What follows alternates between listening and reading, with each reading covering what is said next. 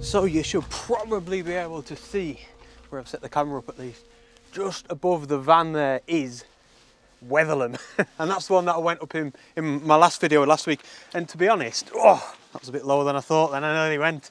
To be honest, I enjoyed it that much that I wanted to come back to this area. So I'm going up a fell today called Cold Pike that I'm very much looking forward to. Now, I wanted to have a bit of a chat about something with my van just before we get in to this week's video, and that is this beast here that's got cables flying off it because I'm unorganised. This is the Jackery Explorer 1000. I was very kindly sent this for free by Jackery, which is an absolute privilege, and if you watch me regularly you'll know I don't often accept gear for free, you know, so that I share it on my YouTube channel, unless two things. These are my rules. I have to be going to use it myself and I have to feel that you guys will get some sort of, you know, you might find it interesting. So this is basically, right, for anyone that's never seen this before, a big massive battery pack, all right, of which you can plug in like your normal sort of 230 volts appliances. Like I didn't even do this on purpose for the video, but I've got my drone battery charging there, and it is 1000 watt maximum. So as far as I'm concerned for my van, that's going to be more than enough for everything. I think it's got a 2000 watt surge as well. So we've got two. I'll tell you what, I'll actually show you it up close. Right, so like I said, a little bit more up close and personal. There's your two 230 volt sockets there. So that's your AC. And then there's your DC. And this, for me, is where that magic is going to be happening. So I've put this in deliberately. This is my fuse box. So my whole van is going to run off the Jackery pretty much on this DC side. At the minute, just because it's where I'm at with my van, I've only got my lights wired in, and then these will be sort of hidden behind the cladding or whatever I use on this side. So it's going to be nice and neat. So yeah, I just honestly, I didn't see any point in powering my van any other way. What actually happened was Jackery sent me this before I got the van. They saw my car camping videos and they just said to me, this would probably be really good for charging all your photography batteries, you know, video camera, drone, which it will. And that could be good for some of you guys. But since I got this and then got my van coincidentally, I just thought, this can charge my whole, power my whole van. There is no point in messing about with electrics, trying to connect a battery to the alternator and things like that. So that's exactly what it's going to be for me. Best thing about it is, in my opinion anyway, is the input. You can charge it either through the mains power in your house or through the lighter socket in your vehicle or through solar panels, and that is the big one for me. I've gone and bought one normal solar panel that's going on the roof that will connect to that. I say normal because Jackery have actually sent me two 100 watt solar panels to go with this, which have been absolutely fantastic. I've been using them on the drive. I've been using them whilst I've been doing the van build, sometimes just chucking them up on the roof, and they work an absolute treat. The only thing with them is they're not like waterproof, like a standard traditional solar panel, if you will. But I will be using the solar panels that they sent me in conjunction with the other one. And it's an absolute no-brainer to me. But I do genuinely think this would be really beneficial just to chuck in the back of your car as well when you're going on photography trips, to have all of that power to charge up your gear. Anyway, that's that. I'll put all the information about this Jackery in the video description below because I think they've got a little bit of a sale on as well. So go and check that out if you're interested. Right, let's crack on with today's adventure.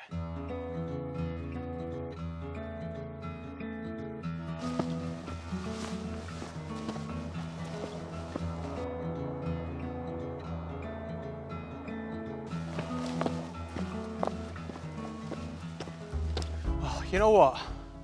I absolutely love Harter Fell.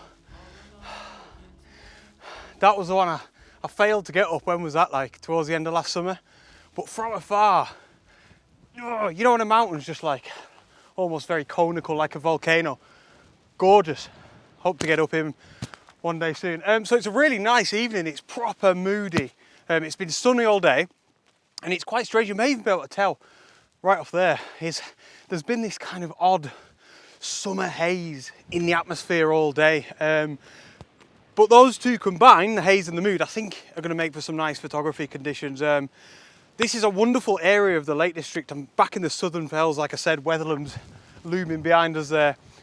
So far on my Wainwright journey, for what it's worth, the Southern Fells are definitely my favourite area. Absolutely I've fallen in love with it. Like, it's my favourite part of the Lake District. And this is just looking like everything that I love again, this sort of cragginess, you know. Really, really nicely shaped fells off in the distance, exactly like I was just saying about Harterfell. We may be able to see the Scarfell Range when we get up here. So I'm really looking forward to this one. I often say that I don't really plan my adventures that much. Today's the same. The only extent of the planning that I've done is knowing that when I get to the top of Cold Fell, I'm going to have some really... Cold Pike. I'm going to have some really nice views around me. So, fingers crossed. Look at that. Ugh. Oh, so you know what? The bag's coming off. I feel like I do this all the time. I like talk to you about something, say that it looks class, and then I'm like mad to get my camera out. But that vista back there towards Harterfell, I cannot deny it. So before I get the camera out, I just wanted to, I suppose, talk you through how I've seen it. Because I'm a one-to-one workshops, this is 100% what people want help with the most. We all know it looks mint, but how do you, what do you do then? What next when you've got your camera in your hand? How do you sort of construct a composition? I love saying that because I really see it as a construction. And this is a good example of how I can describe how my head works, at least. It's probably completely wrong, but this is how it works for me. Is I look at everything and I see it as like a collection of subjects, and more specifically a collection of shapes. So obviously the first thing that I've spotted, because I've spoken about it already, is Harterfell looming off there in the background, that sort of cone shape. Absolutely gorgeous. But from this perspective, you can just see how everything just fits in around Harterfell like a jigsaw. We've got these crags on your far right hand side there with beautiful subtle colours, and then them black rocks, those black crags. Wonderful. So that makes up that side of the photograph. Then over on here on the left hand side, we've got what is Grey Friars and this like scree or slope coming down into the valley that's all gonna, you know, form part of this photograph. That slope is coming down into, you know, up near Hard Knot Pass, and it all just starts slotting together. Do you see that? All these shapes. Because that's all they are when I'm looking at it as a photographer. You know, a few crags on the right hand side, this slope on the left hand side, Harterfell, and then the sky. We've just got this nice, these sort of moody clouds that have moved across into our photograph. It's wonderful, you know. And then actually I've just noticed there, right off in the background, maybe you'll be able to see it, I hope so. Just to your left hand side of Harterfell, there's a couple of smaller sort of hills that just seem to slot into that section of the bigger picture, literally, you know, that section of the jigsaw. And for me, that feels like I've got, you know, 4 or 5 elements all slotted together nicely to grab a photograph. And that's the control as a photographer that I love, is, you know, if I move up there, it's going to look completely different. If I move down there, I know it looks completely different because I didn't notice it like this before, you know. So I'm going to get the camera set up, and then you can see the composition on the screen and the photograph coming to life.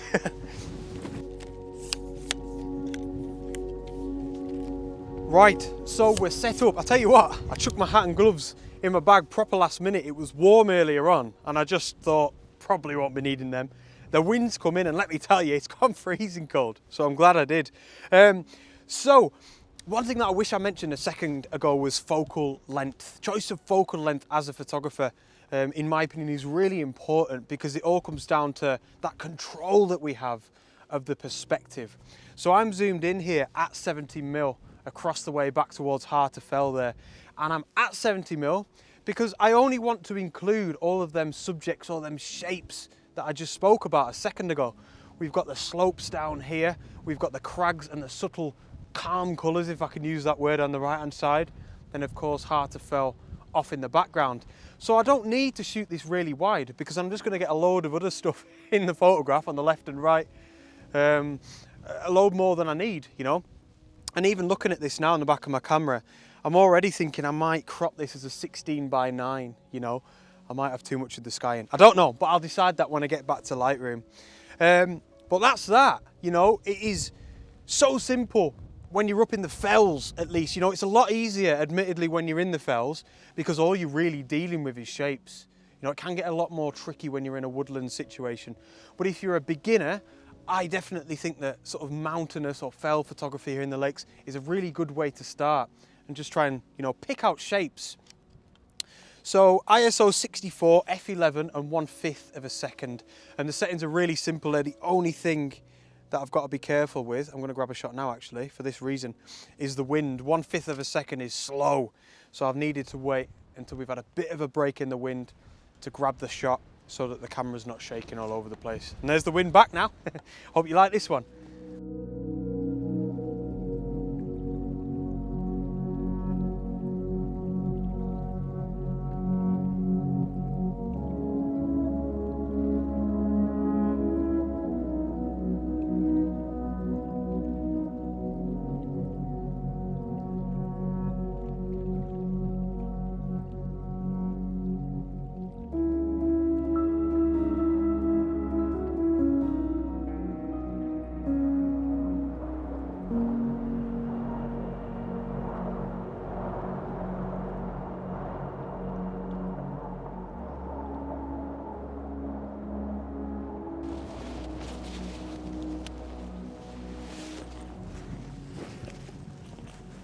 So I wasn't really planning on stopping, but get a look at that vista behind me. Ugh, absolutely gorgeous. So we've got, actually, I'll tell you this first, that is where I'm headed, Cold Pike. So I'm not far off. I've just got to kind of scoot around here and yeah, battle against the wind really. And we've got red tarn down here that leads over to Crinkle Crags. And honestly, it just looks absolutely, oh, you know when it just looks like a painting in real life? I feel like this right now, I mean look, excuse the wind noise, but I'll do a bit of a 360, right? These, keep your eyes on the clouds as well. These are my conditions as a landscape photographer. This is what I adore. And once again, absolute broken record and a half, but we haven't got any light. But this is just absolutely gorgeous. Oh, what a treat. So this is like a real classic Lake District scene that must be photographed as a panorama.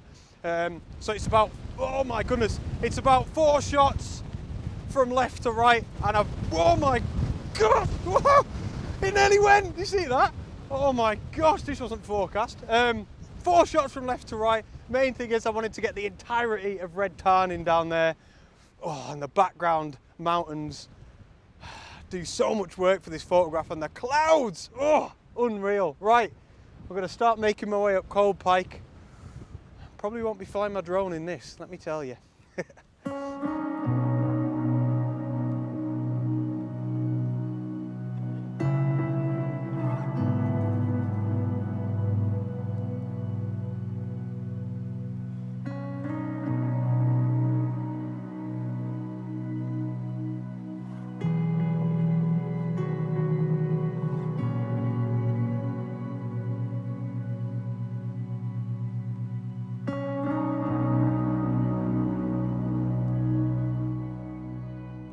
Oh, so the wind, let me tell you, is not letting up, but we're nearly at the top of Cold Pike. Now I'm just stopping here now because I want to show you what I mean by moving your feet, using your feet to improve or to get that composition that you're looking for as a photographer.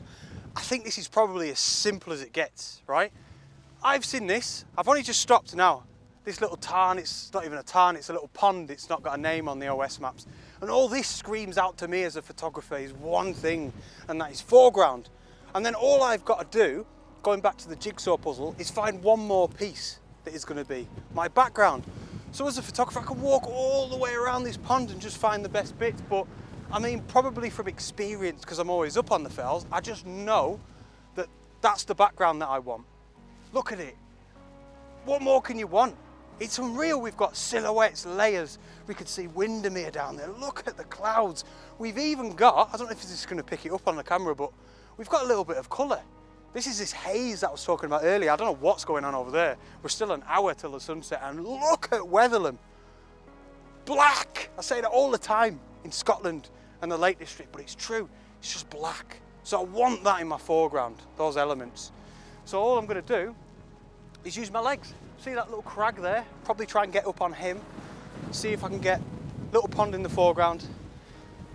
Weatherlam and all the beautiful layers in the background. See what we can do.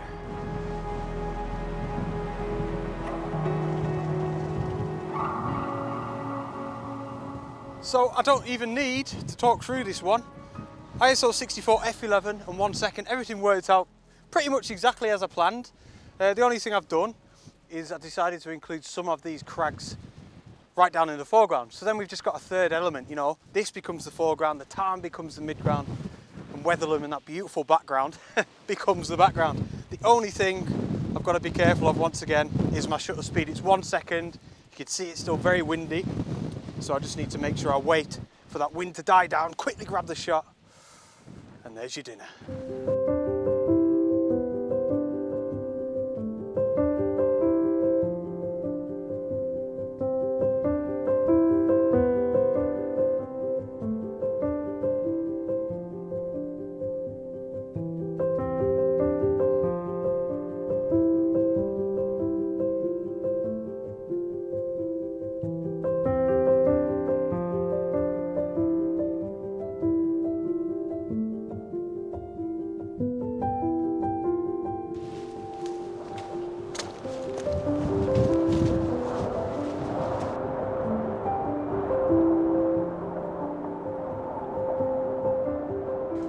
So I'm up and I'm cowering amongst some of the crags like a little Herdwick sheep, because this wind, let me tell you, is madness. Can you hear that? It's whipping over them crags there. Anyway, welcome to the top of Cold Pike. It's a bit confusing because there's millions of cairns up here. There's one over there with a few rocks on the top. This crag that I'm on now seems like it's quite high, and then right over there. So I don't know which one's the summit. It doesn't really matter, but I'll probably have a look on the OS maps, make sure I tap the right one. It's still about half an hour till the sunset, so I'm going to stay cowered here, like the little Herdwick that I am. And I'd definitely like to get, you know, one more photograph from up here. It's got a lot moodier as this wind's coming. It's brought in loads of heavy clouds. There's been a few drops of rain as well. But who knows what that's going to bring? You know, will there be a sunset? I don't know. When I was at Weatherlam last week, I certainly didn't think there was going to be one, and we got that beautiful little strip of red looking back towards the old man. I was just thinking, excuse me, there's the Scarfell range off in the background. That's the reason why I came up here, and I almost forgot about them. I came around the corner before and looked, and I was like, oh, there's the Scarfell range. That's why I came up to Cold Pike. I just find it mad how you can sort of get lost on a hike and, you know, really enjoy other aspects of it when you're out with your camera. And yeah, I'd still like to make something of it though. It's looking pretty beautiful. We'll see how it pans out. I might even make a coffee with the jet boil. Living the dream.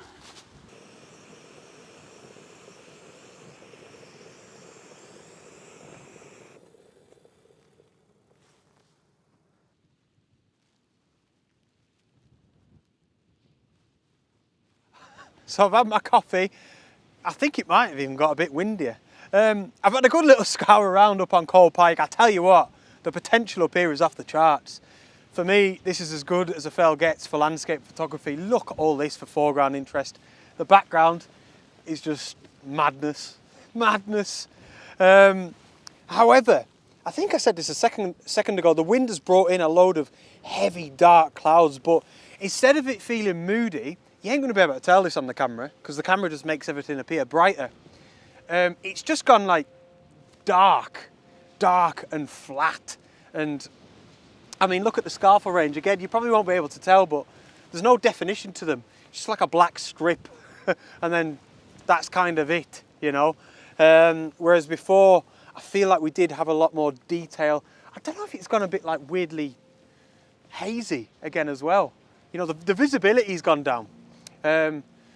So yeah, to get to my point, I'm going to leave it at that. But thank you so much for joining me on this.